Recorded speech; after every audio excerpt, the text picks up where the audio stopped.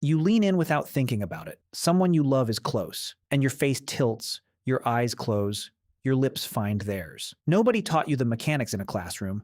Nobody handed you a diagram or explained the angle. It just happens, automatic as a heartbeat, over in a few seconds, and then it's over, and you don't think about it again until the next time. It feels like the most natural thing in the world. It is also stranger, older, and far less universal than almost anything else you do with your body. Because here is the first thing that should stop you. More than half of the human cultures ever formally studied do not do this. Not don't do it often. Don't do it at all. When some societies first watched Europeans press their mouths together in the name of love, the reaction wasn't recognition. It was disgust. And yet the capacity for it, the raw biological hardware, is older than your species. Older than the word human means anything at all. Before there were people, before there was language, before there was fire, something in a small tree-dwelling primate was already pressing its lips against another's face. You inherited a very old machine. You just didn't inherit an instruction manual for when to use it. Start with what's actually happening in your body in the 2 or 3 seconds a kiss takes, because it's more than you'd guess. Your lips carry one of the highest concentrations of sensory nerve endings found anywhere on your skin, densely packed enough to register texture, temperature, and pressure with a precision most of the rest of your body can't match. The moment of contact sends a flood of information toward your brain, and your brain answers with chemistry. Heart rate shifts, pupils dilate. In a study led by psychologist Wendy Hill at Lafayette College, researchers measured hormone levels in college couples before and after kissing and found that cortisol, the body's primary stress hormone, dropped in both partners regardless of sex, whether they kissed or simply held hands.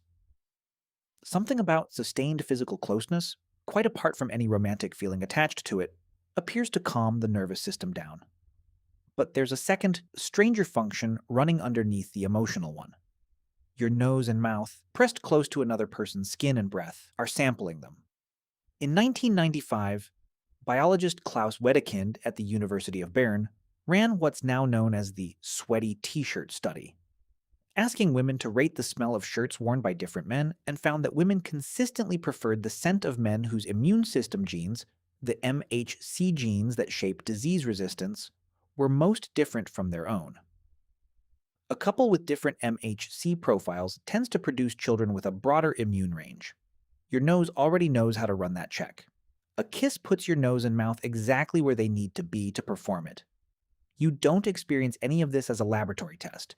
You experience it as chemistry or attraction or love. But somewhere underneath the feeling, your body is quietly doing biology. And you are not the only species running this program.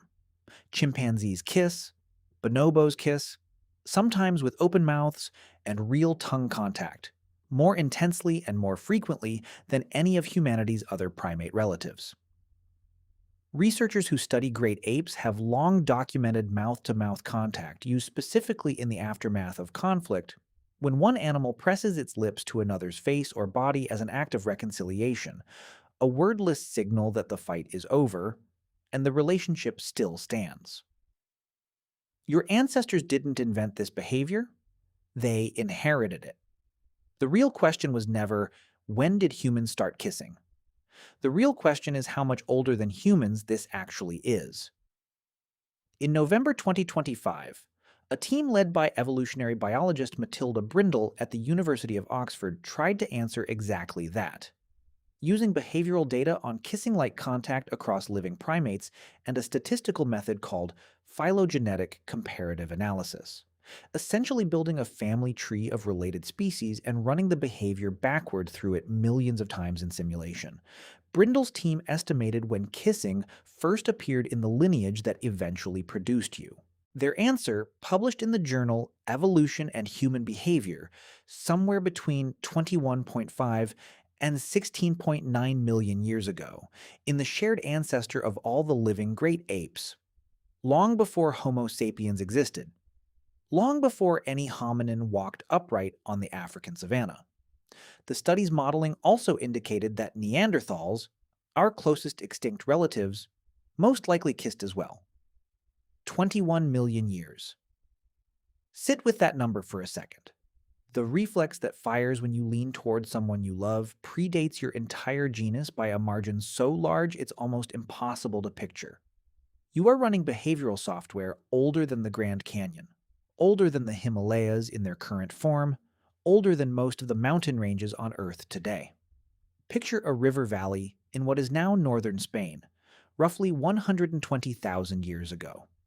A group of Neanderthals has worked this territory for generations, moving between a limestone cave system and the forest edge where game trails run thick in autumn.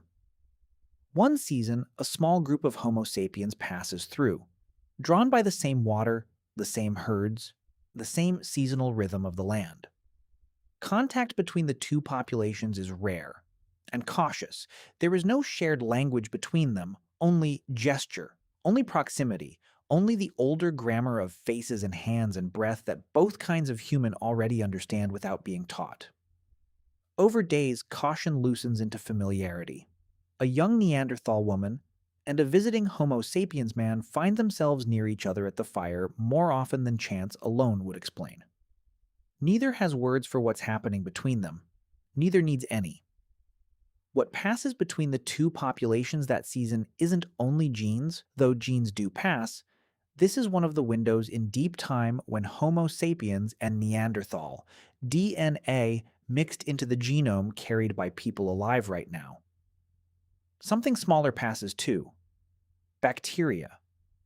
Microbes living in saliva, in the soft tissue of the mouth, moving from one body into another, the only way they can move between two people who share no blood and no birth. That transfer requires closeness. It requires contact, sustained and repeated, mouth to mouth. It requires exactly the behavior your body still runs today without being asked to. They would never know that 120,000 years later, someone would read the evidence of that closeness out of fossilized plaque still clinging to their teeth. The instinct itself is old. What a person does with it is not automatic at all. It runs through very different filters depending on where in the world you happen to be born. In most complex urban and Western societies, romantic kissing functions the way researchers Raphael Wlodarski and Robin Dunbar of the University of Oxford found when they surveyed more than 900 adults in 2013 as a mate assessment tool. Their data showed that kissing quality shapes whether people pursue a new partner, an effect that was strongest for women and for people who already considered themselves high-value partners, suggesting kissing operates as a fast, largely subconscious screening test that happens before deeper commitment. Travel to the Trobriand Islands of Melanesia, and the picture shifts. Ethnographic accounts describe islanders regarding mouth-to-mouth kissing, the Western version of it, as bland, almost pointless as a display of passion, favoring instead more intense forms of close physical contact to signal desire. Travel further still, to communities across sub-Saharan Africa, to the Mehinaku of the Amazon, to parts of Highland New Guinea, and anthropologists have documented populations with no romantic kissing tradition at all, some of whom, on first contact with Europeans in the 19th and 20th centuries, reacted to the sight of it not with curiosity, but with open disgust. Same species. Same 21-million-year-old reflex sitting somewhere in the nervous system of every person in every one of those groups. Wildly different cultural decisions about whether and how to switch it on. The proof of that ancient Neanderthal human closeness in the Spanish cave isn't a guess. It's sitting in a laboratory freezer in Australia. In 2017, paleomicrobiologist Laura Wyrick, then at the University of Adelaide, led a team analyzing fossilized dental plaque, calcified tartar preserved for tens of thousands of years, recovered from Neanderthal remains at the El Cedron cave site in northern Spain. Published in the journal Nature, the study extracted ancient DNA from an oral microbe called Methanobrevibacter oralis, a bacterium strongly associated with gum disease, and sequenced its full genome at the time the oldest microbial genome ever reconstructed.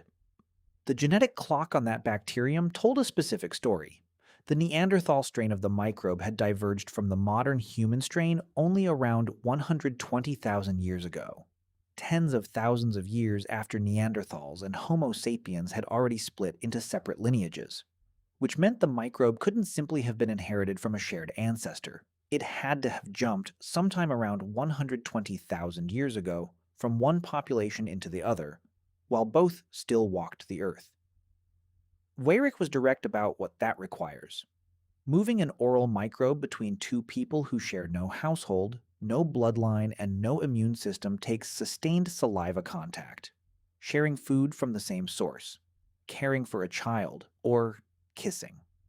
Fossilized plaque on a 48,000-year-old tooth doesn't lie about what mouths were doing 120,000 years earlier. Somewhere in the overlap between two human species, a closeness that looks exactly like the closeness you practice today left a genetic fingerprint durable enough to be read more than 1,000 centuries later in a lab on the opposite side of the planet. Here's where the story gets stranger, because kissing itself may not be the true origin point at all. Something else might be. Across cultures with no contact with one another, ancient Egypt, communities across the Pacific's Admiralty Islands, indigenous groups throughout South America, including the Tsimane people of the Bolivian Amazon, anthropologists have independently documented the same maternal behavior, pre-mastication. A mother chews solid food into a soft mass and passes it, mouth to mouth, directly into her infants. It is one of the oldest and most widely observed forms of infant feeding on record, documented on nearly every inhabited continent and in numerous other primates that invest heavily in raising their young. No contact between these cultures. No shared origin point. The same mouth-to-mouth transfer, reinvented independently everywhere humans and pre-human parents before them needed to get soft food into a toothless infant. Several researchers now suspect adult romantic kissing didn't come first and later get borrowed for parenting. It may have run the other direction entirely, an ancient feeding behavior between mother and child, its original function stripped away over evolutionary time, its form quietly repurposed for something else. Which forces an uncomfortable question. Is romantic kissing really an instinct, or is it closer to a costume? A cultural performance borrowed and rearranged from older biological material that had nothing to do with romance in the first place. In 2024, primatologist Adriano Lamera at the University of Warwick proposed an answer that reframes the whole story again. Lamera's research on great ape social behavior suggests kissing descended from neither feeding nor scent checking, but from the final stage of grooming, the moment an ape, having spent minutes combing through another's fur for parasites and debris, finishes the session by pressing and gently sucking with its lips against the groomed animal's skin. As human ancestors lost their body hair over evolutionary time, grooming lost the practical, hygienic purpose it once served. Lamera argues that the final gesture, the lip press, the light suction, survived anyway. Stripped of the activity that used to surround it, left behind as a pure signal of social and kinship bonding with no functional task left to justify it. That reframes everything you just learned. The kiss might not be a purpose-built tool for mate assessment that later got repurposed for other things. It might be a leftover, a vestigial fragment of an older behavior that outlived its original job the way your appendix outlived digestion, which different human cultures later picked back up, some turning it into romance, some turning it into something else entirely, and some setting it down and never picking it up again at all. You didn't inherit an instinct built specifically for kissing. You inherited spare parts. Your culture told you what to build with them. Once cultures did pick the pieces up, some of them built entire systems of meaning around it. The oldest written record of romantic kissing anyone has yet found comes from Mesopotamia. In 2023, Assyriologist Troels Pank Arbel of the University of Copenhagen and zoologist Sophie Lund Rasmussen of the University of Oxford, publishing in the journal Science, identified references to lip-to-lip kissing in Sumerian cuneiform texts, dating to roughly 2500 BCE, including a mythological account inscribed on a clay artifact known as the Barton cylinder. That single discovery pushed the documented written history of kissing back a full 1,000 years earlier than the previous record holder. A set of Bronze Age Sanskrit texts from South Asia dated to around 1500 BCE. Arbel and Rasmussen proposed something darker, riding alongside all that ancient intimacy. They linked the spread of kissing across the ancient Near East to the spread of herpes simplex virus, pointing to textual descriptions of a Mesopotamian illness whose symptoms closely mirror the disease. Intimacy and infection, it turns out, have been traveling together since at least the Bronze Age. From there, the trail runs everywhere. Roman writers left behind an entire taxonomy of kisses, drawing sharp distinctions between a friendly kiss on the cheek, a formal kiss on the hand, and a kiss between lovers, treating each as a socially distinct act governed by its own rules about who could give it and who was allowed to receive it. Centuries later, as germ theory reshaped Western medicine, public health campaigns across Europe and North America briefly cast the kiss as a genuine biological hazard, urging restraint in an era newly obsessed with the invisible transfer of disease between bodies. The same kind of transfer Weyrach's Neanderthal microbes had been quietly proving happened 120,000 years earlier, long before anyone had a word for a germ. And now the reflex sits inside a completely different world than the one that built it. You can learn someone's face, voice, and biography before you have ever stood close enough to smell them. Dating apps let millions of people sort potential partners by photograph and profile alone, filtering out almost everyone before the one moment your evolutionary hardware was actually built to run its most important test: proximity, breath, taste, the ancient chemical handshake your nose and lips were designed to perform. Modern courtship increasingly defers the kiss to the very end of a long selection process that, for 21 million years, used to start there. The mismatch isn't dangerous the way your ancestors' sodium starvation or winter cold was dangerous. It's just strange. You are carrying a highly sensitive biological screening tool that most of your modern search for a partner routes around entirely, saving it for a third date that your genes were built to run on the first. You lean in without thinking about it. Your face tilts. Your eyes close.